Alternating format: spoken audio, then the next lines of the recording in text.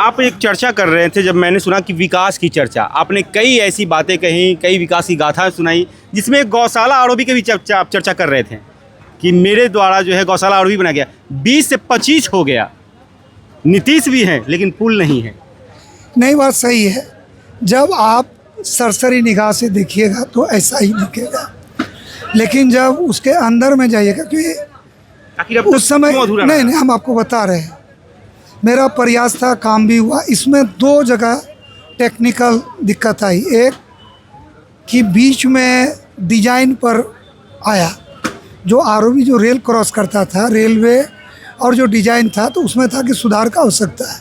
तो हम उस समय एमपी थे, उसको हम सुधार करा दिए, वो प्रॉब्लम सॉल्व कर दिए।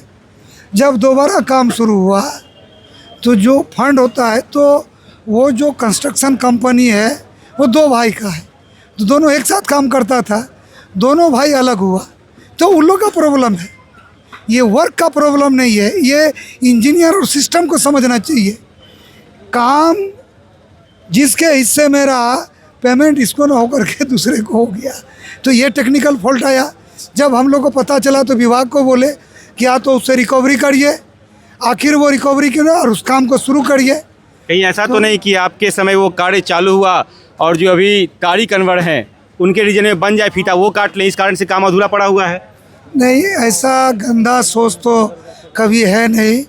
हम अंदर से जो है, बाहर से और हम उन लोगों में से, हम जिसका शुरुआत करते हैं उसका अंत करते हैं। चाहे वो निर्माण हो, कोई कार्य हो, चाहे खेती गृहस्थी का। बन जाएगा वो। हम किसान परिवार से हैं ना। अगर धान का एक बीज गिराते हैं तो जब तक उससे धान नहीं उगा लेते हैं, छोड़ते नहीं हैं। तो ये आरओबी जिनको जो करना है कर ले, गौशाला बनेगा, बन के रहेगा। उसके अतिरिक्त 4 लेन छोड़ करके 12 रेलवे आरओबी कटिहार में बन रहा है। हम कई चैनल में भी बोले, आपके माध्यम से बोल रहे हैं, कटिहार का विकास का गति बनी रहेगी।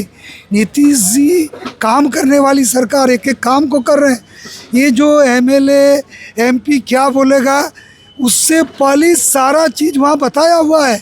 एक एक चीज़ बारी बारी से लौट खुलेगा और कटिहार जिला का और बलरामपुर का विकास होगा। चलिए, बहुत बहुत धन्यवाद।